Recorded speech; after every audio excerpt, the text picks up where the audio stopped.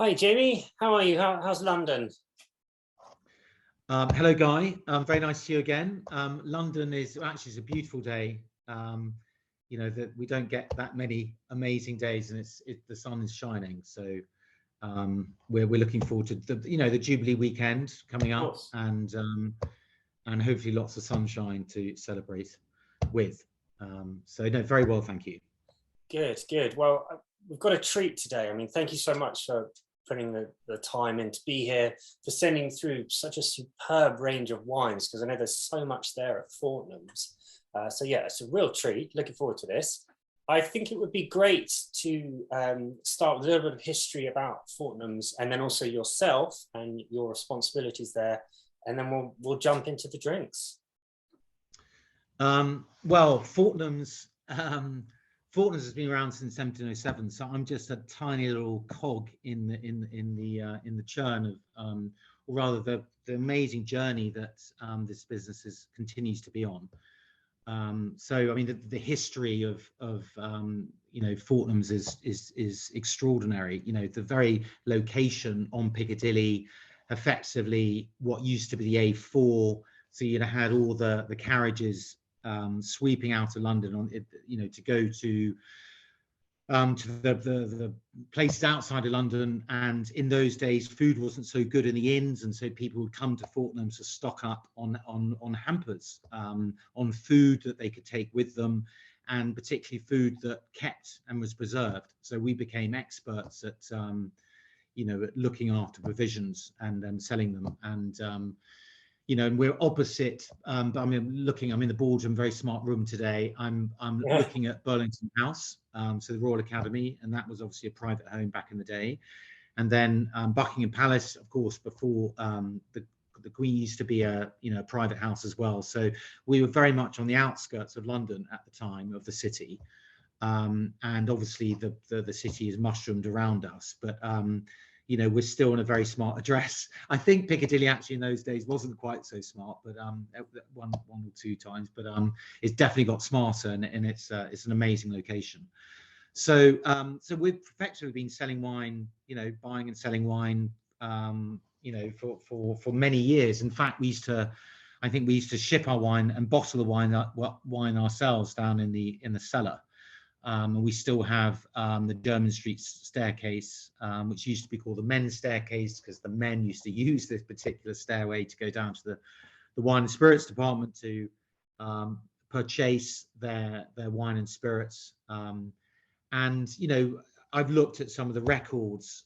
We've got an archivist who keeps all our records. It's very luxurious to have such a employee, but it just demonstrates the wealth and breadth of our history. And so I've seen wine lists going back to 1840, 1875, and it's quite interesting that when we come to do new product development, which is a very important part of my role as a buyer, to bring in new things into the business, quite often those things that we think are so new today were done 100, 120 years ago, especially as far as spirits are concerned, and many wines. So I don't think I'm doing anything completely different. I'm trying to someone mentioned something, but tradition is something that's worked. There's a very good, I can't remember what the exact phrase was, but basically I'm not trying to rewrite the script. We've just got such an amazing array of wines that we buy, and also that I'm offered every day.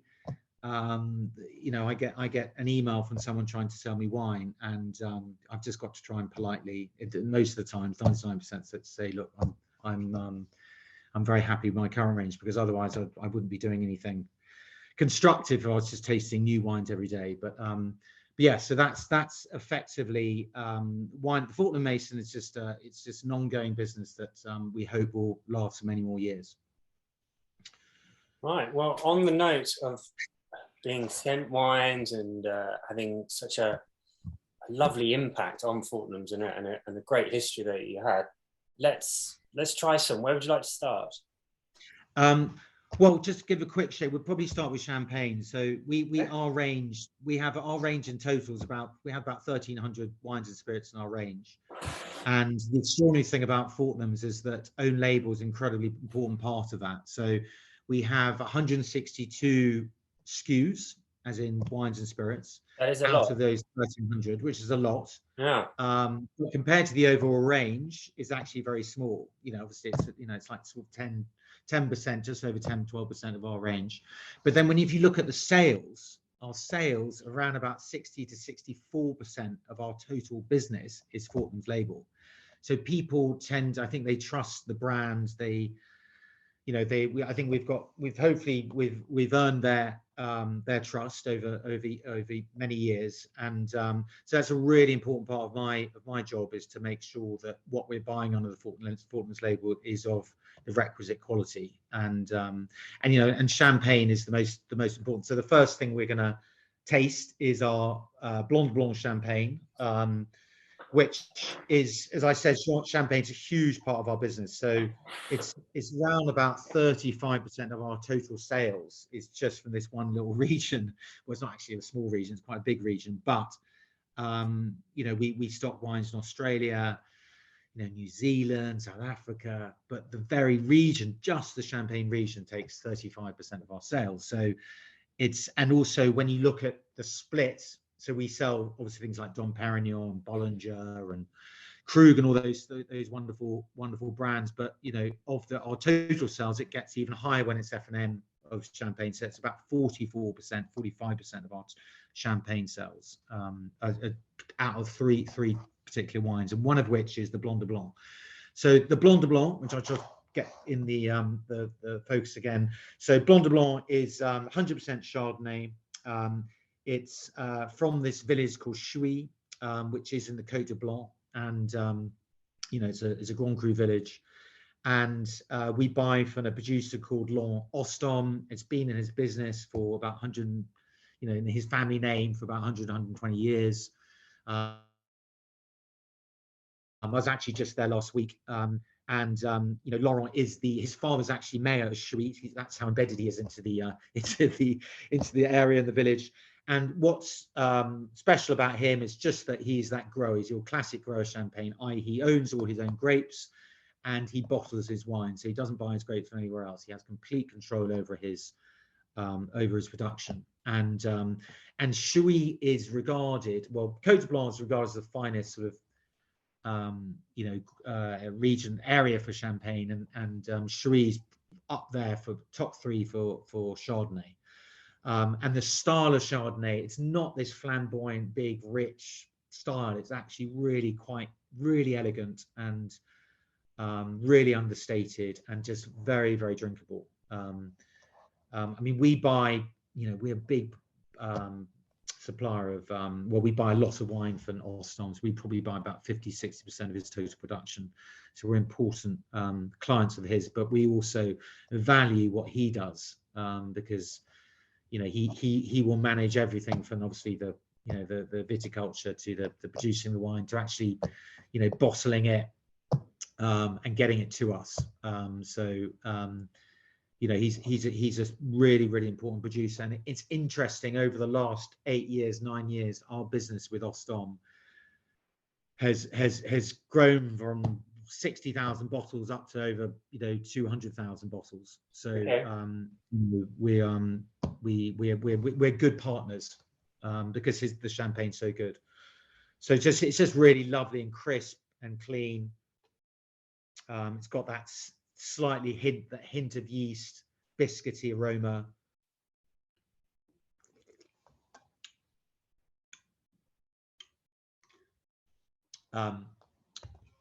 And it's got that lovely acidity. It's not full on. It's really balanced, but makes you want to drink more, which is the most important thing. Absolutely. I think what immediately jumped out to me is it still had a lot of precision to it, and also a lovely soft zip of acidity, because sometimes they can be a bit flabby, but it's nice to have a wine it's got the edge, it's got the crispness, again, the freshness. And that's great. And something relating to a lot of these sparkling wines, they really retain that. But this, for a champagne, it's almost quite mellow within that. It's really, really nice, just smooth. Yeah. It's so, because we did a tasting last year that we have to challenge ourselves as buyers, and we do benchmarks. So we do it blind, and I'll do it with my colleagues. So I do it with you know, the grocery buyer, and then we'll pick someone from the shop floors. We have about 6 people. So me's the supposed expert, but feeling very you know, not defensive, but I'm slightly under pressure because we're doing all blind, and I have to go and pick out. And we, you know, we did the Ostom against you know, Paul Rosé. We did it against Louis Roederer. We did it against Bollinger. Bollinger is quite easy to spot, but our champagne did really well in blind tasting.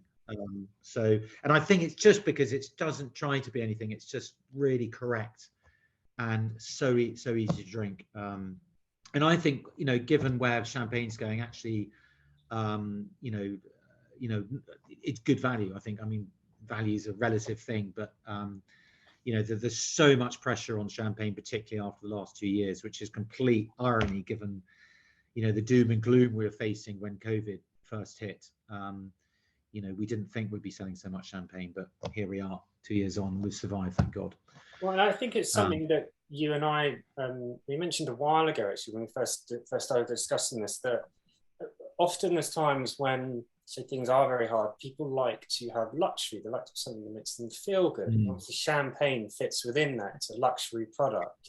It's a great wine to have. And I know a lot of producers have experienced the same thing. There's huge demand in it with coronavirus, and they've been locked in. And I think that's a good example of that. It's like they want to experience luxury. Yeah. Yeah, and I mean, we're very much that type of business. We are, you know, we are premium, and it's so important that you know, obviously we're seen as being, you know, we're not bon marché, we're not the cheap end of the market. So whatever we have under our label, particularly, has to be excellent. So if people want to treat themselves, you know, they know they're going to get something that's good. And we had the most extraordinary, and I sort of mentioned, you know, our business has doubled in the last 3 years, literally doubled. Wine and spirits has doubled. And then our hamper business, which wines take a big part of, similar growth. So, you know, during those times of hardship, people want to, you know, salaries at the time were fairly even. It's just that it was more difficult to spend your money, so people were spending money at home and by the means of the internet, and we were well placed to take advantage of that. Absolutely. I mean, it's, as you said, it's something that we mentioned. So I think to wrap up, I mean, this is just a great, easy drinking champagne. It's actually, I've got it not too cool. It's only a fraction below room temperature, and there's so much going on there. Really nice and smooth, very Moorish. Yeah, in actual fact, guys, this is the way you should be drinking. You know, we should all be drinking white wines, because obviously the refrigeration masks any of those flavors. And we, you know, it's nice to drink things cold, but if you really want to taste them, it's much better to drink them at room temperature. You know, ask any wine producer, even though it'll probably at cellar temperature. But yeah, no, I'm the same. It's not freezing cold, which is probably a good thing. So, but yeah, so that's champagne. So the next one we'll go on to is a producer that I know you'll know very well. It's Gusbourne, and this is something actually we bottled for the first time. We got them to bottle this for the first time last year. So I think it was in May, June. So we're just coming up to our anniversary, our first year anniversary with Gusbourne. So this is our English sparkling rosé. And the great thing about sparkling wine, it's you know, champagne's the one that's taken most of the prizes in terms of sales, and you know, that's where a lot of our business is. But English sparkling wine has been jumping out of the glass, literally, in the last, you know, when you taste it, that's what's so good about it, is that it's actually, I genuinely think, I hate the word world class when people use it to describe it. World class.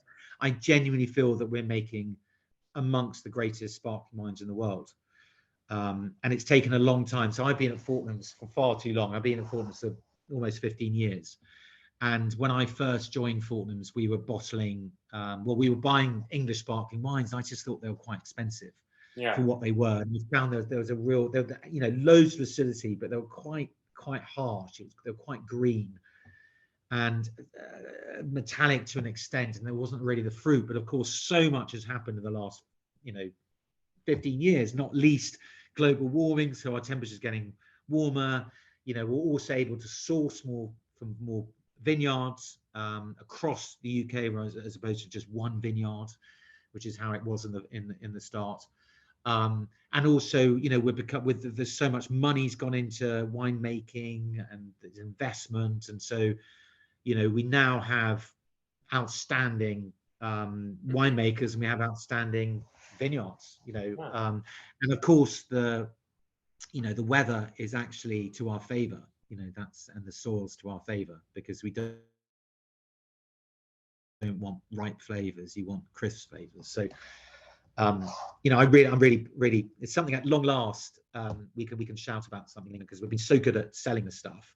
Now we're actually making it, so and making it really, really well.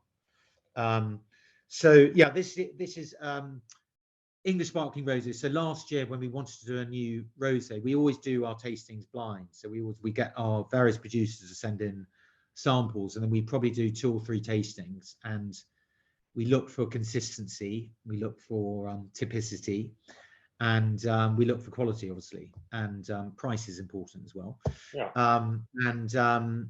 It needs to be good enough. And yes, so Gusbourne, I've always thought Gusbourne was tip top. Everything they do is excellent. They're Chardonnay, they're still Pinot. They do a delicious rosé, still rosé. They're never fall off the shelf in terms of price, but they're always excellent. And if you go there, everyone who's worked at Gusbourne, there's a sheen of style and finesse, and I think that very much transmits in the wine. I completely agree, because there's the venue that you can go and visit there, and as you said, there's a lot of style that's been put into it, and it's a lovely experience when you go. The nest, that's what I was looking for. The nest, exactly. Yeah. So I completely agree. Yeah, they think about things. They think about the long term. They don't just do anything. Whatever they do, it has to be outstanding. And which is why the still wines they only release. I mean, I get an allocation of, I think, 96 bottles of Chardonnay, 48 Pinot, but I'll buy it because I want to support what I consider to be right up there in English winemaking. And also the fact that they own all their vineyards as well. I think it's a nice story, because most wineries at the moment, you buy your fruit off growers, whereas Gusbourne own all their vineyards, and they've just bought these new vineyards near Goodwood in Sussex, and some of that fruit has gone into our sparkling rosé. I think it's so exciting, because I think I was shown when we recently had to buy a new champagne because we bought we need so much. We actually ran out. Our current producers ran out, so we had to find a new producer this year, and we were tasting various things, and we put this blind into our rosé tasting, and it showed it was quite distinctive. Sure. It's quite distinctive. This is what's important, because if you just make things like champagne, then it's never going to be as good as champagne, because champagne should be in its own little world, rarefied world. And but I think this is why English sparkling wine is exciting, is because it genuinely tastes different. And I think that goes back to we were talking about like a crisp acidity and having the freshness, and that's where, as you said, I think we need to retain that as an industry, and that is the defining edge. Absolutely. Because we're not short of cooler temperatures, and we can't, that forms the backbone to the style of wine that we produce, and it's electric. It's electric acidity. And now, and the fruit flavors are so delicate, and they're so subtle. I think they are subtle, and they're slightly, that's what makes the wine interesting, because it's not in your face. It's understated, and just like with champagne, I think it's really elegant. And so, do you do a champagne rosé as well, I presume? Yeah, we do. we've been working with the producers that we work with. You know, this is part of my job. I'm so lucky because we work with these amazing producers that, you know, we work with Louis Roederer for champagne, and we work with Ostom for our Blanc de Blanc. And then for the last 30 years, we've worked with Blanc, you know, have been making our rosé. And then out of the blue, I got this email in just after lockdown, actually, March, April, saying that, you know, that they decided not to supply us with champagne anymore. I thought, God, is it something we've done? It transpires, you know, that we've become too big a, you know, we buy too much, and they don't have enough capacity to, you know, follow our trajectory. So I've had to, source a new rosé champagne. It's actually really difficult. So this is why, just going back to this is why it's so good, because making rosé, everyone sort of sees it as a very light and gentle and fun, frivolous. And for a long time, why still rosé was never perceived as being any good, is because it wasn't really a serious wine. But the winemaking skill behind rosé is so complicated and so technical that, you know, to produce rosés, we discovered when we were doing our rosé champagne tastings to find the producer that we wanted to go with. You know, we had 15. It took me a long time to find a producer that could give us the volume, and also in terms of the quality of the producer that we were working with. So, you know, it took me about 6 months to get a lineup that I was happy with to go in with. And then even then, after this lineup of 15 producers, there were only 3 that I thought were really good. One of which was our current one, which is Blanc. And there are these 2 other producers, and we've gone for this producer called Champagne Bonnet, and they're based in Les Riesling in the Côte d'Or, which is right in the south of Champagne. And because it's warmer, they specialize in Pinot Noir, and you know, Les Riesling is known for making rosé champagne. So it's actually, I think it's going to be a really good fit for Fortnum's. So we've just sent our first PO, so we'll be receiving shipment in September the first time from our new rosé champagne producer. So that's exciting. Yeah, I mean, as you said, the range keeps expanding, doesn't it? Which is going to be great. Yeah. But it's got to play its part, though. We can't just keep. Can't stay still. Yeah. Yeah. But it's got to sell. That's where I get challenged. Yeah, no, the range needs to evolve. Absolutely, it needs to evolve. But we are fairly classically orientated. You know, we have a very traditional customer base, and you know, but the good thing about Fortnum's is that, as we'll hopefully demonstrate as we taste, is that we're able to do slightly different things to everyone else, because we have this hamper business, and that we can put wines in those hampers where they probably wouldn't sell nearly as much if they weren't, but it enables us to put a good volume behind them. Well, it's also about creating a style, isn't it? It's a different range of wines that you want and how they fit in within the business. And as you say, you're pushing them with the hampers, all these other options with foods and just general having fun to drink. Yeah, I mean, we are. I mean, that's our point of difference, really. I think for all our other wine merchants, that we're a food business fundamentally. So, you know, we're very good at, you know, fresh. We're very good at tea. We're very good at coffee, very good at chocolates, and so that's I think it's pretty much our USP is food as a whole, and being able to pair wine and food, and you know, we have all the tools to do that, yeah, we are a luxury company, but we also, you know, hopefully everything that we buy is to a range, and we do it for a reason.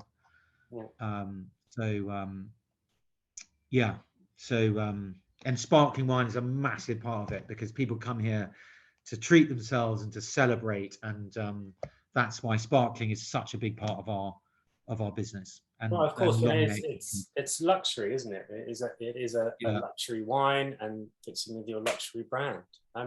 Great. Absolutely. Let's move on to your next one then. Yes. So this is slightly obscure. In that it's and I hate to, you know, Riesling's a bit of a wine trade favorite. You know, speak to anyone in the wine trade, what's their favorite grape? They'll normally say Riesling, actually. So I think Riesling or Chardonnay. But I like this because I just think it demonstrates, this is from Alsace. It's our Alsace Grand Cru Riesling. And it's from a tiny producer called Bruno Sorg, who's based in this little village called Egisheim, if I'm pronouncing it correctly. He, mainly specializes in whites, but he does produce a lovely Pinot. Okay. And he's also bottles of Cremant that we've started buying in the last 2 years under the Fortnum's label. So he is, fundamentally a white wine specialist, and everything he makes is delicious. And it's a family business. I think they've been going since, I think Bruno was the founder in 1960, 1962, and his son took it over, Francois, and he took it over about 20 years, and he's about to hand it over to his charming son, Paul. And I think that he's going to be a star because, coming through the footsteps of his father and grandfather, he can't do any wrong. Anyway, this is Riesling. So Riesling, as I said, very good foundation. So Riesling, as I sort of hinted on, general public slightly put their noses up and quite understand me because it has such a poor reputation. Dare I say it, people sort of think about, these really cheap, very high sugar offerings that supermarkets were churning out for many a year. But in actual fact, Riesling is such a diverse and, amazing food wine. That deserves its place in the gods, I think. I think Alsace is one of those regions that people don't often think about. It slightly gets left behind, partly because it's got this sort of fluted Germanic bottle, and some people get put off by that. And also because the grape varieties in Alsace tend to be very Germanic. They're not you've got Gewürztraminer, you've got Sylvaner, you've got Riesling, and they don't sort of to trip off the tongue. So Riesling, I think, is probably the most the majestic of the Alsatian grape varieties. Obviously there's a kindred spirit in Germany just over the border, but the wines, the Rieslings, tend to have a bit more richness because they're just on the other side of the Vosges Mountains. So very sadly, if you go further into France, you've got all the rain that hits but as soon as it gets into Alsace, you've got this beautiful sunshine. I think they get more sun. I learned by WSET, they get more sunshine in Colmar than I think Montpellier. So they're blessed with sunshine. So you get these wines that are really quite ripe, but because of the soil, they have, they're really mineral, and so they have that wonderful balance of ripeness of fruit, but precision and minerality. I was going to comment on that because the initial hit that I got was very much really ripe orange mixed in with some lemon, but it was almost like the peel. It was a really quite little tangy, which was lovely, and I want that from a Riesling wine. I want it to be a bit more than just fresh fruit. Yes, lovely, really nice, very fresh as well. And I haven't taken, this is the 17, so it's quite petrolly on the nose as well. So classic, Riesling, really classic. So that's why what Riesling's so rarefied and thought, well, because it's complex, and over time it develops aromas. And as we all know, white wines don't age as well as red wines, and there are only particular red grapes that age that are worth aging. And Riesling's definitely a white wine that can age for many a year, particularly if it has that sweetness. This doesn't have any residual sugar. This is a dry wine, but it's definitely evolved since the last time I tasted it. So you get that ripeness, but you also get that real slaty minerality. But also, it's very soft. It's not, like we were saying, there's not a huge amount of acidity, but it's smooth. I mean, partly I think I've got this just below room temperature, which is really helping tame a lot of that. Really, really smooth, and I really enjoyed the apricots as well. Really nice. It's very, and that acidity, this citric acidity on the finish. So I think it's a really good wine. We don't buy much, we don't sell much of it. In fairness, we buy, we'll buy 600 bottles of this a year. Whereas we buy, over 120,000 bottles of champagne. But Sure. that Riesling is, I think, is not to be overlooked or ignored.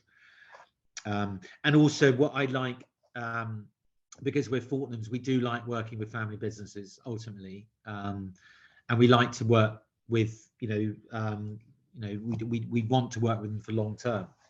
That's the idea. I think any business, when you're going into a partnership, you want to work with people that you like, you respect, and who make very good, in my case, wine. They care about the bill as well. So, well, particularly as you're talking about with Fortnums, I mean, it's generations, generation after generation, and that's what wine is too. So, and that is about the relationships that you form. So it makes sense that you want to maintain that. Yeah, the suppliers are so. I mean, I think that they are absolutely key to what we do. But I think the reason why suppliers want to work with us is because we buy good volumes. We've also got, we've got this, retail business in Piccadilly. We've now got 4 shops. We've got a website. We've got hampers. We've got concierge. So we've got lots of different avenues, and we are a good shop window. We get lots of tourists from all over the world, and people want to see their wines on our shelves. Well, I think we all know that relationship. Sorry, I was going to say it's a stunning building. So yeah, absolutely. I mean, of course, you've got beautiful shop windows, and everyone's going to want to walk past. So yeah. It's amazing how many people haven't been to Fortnum's actually. You get completely enveloped in your own little world. It's like, God, have you not been to Fortnum's? Well, of course, there's loads of people. I'd only been to Fortnum's once or twice before I joined. We're still a very small footprint, but with the internet and we've definitely taken advantage of of lockdown, and also we're now based in Hong Kong as well. We've got a shop in Hong Kong, and we're about to open in Qatar as well. So our reach is growing. From relatively small address.